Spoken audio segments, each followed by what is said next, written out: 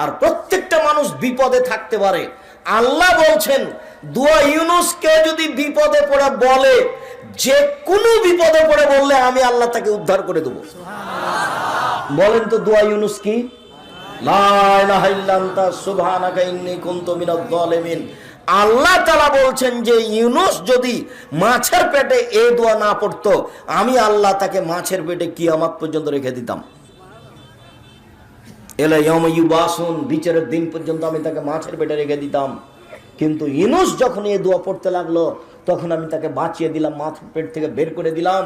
মুহাম্মদ সাল্লাল্লাহু আলাইহি সাল্লাম বলেন, পৃথিবীতে কোন বিপদে পড়ে মানুষ, যে কোনো বিপদে পড়ে মানুষ যদি দোয়া ইউনুস পড়ে, আল্লাহ তাকে সে বিপদ থেকে উদ্ধার করে দিবেন। ফি শাইইন, যে কোনো বিপদের সম্মানিত দিনী ভাই বোন, অতএব সালাম ফেরার পূর্বে অনেক দোয়ার সাথে এই দোয়াটা পড়ে নেবেন, লা ইলাহা ইল্লা আনতা সুবহানাকা।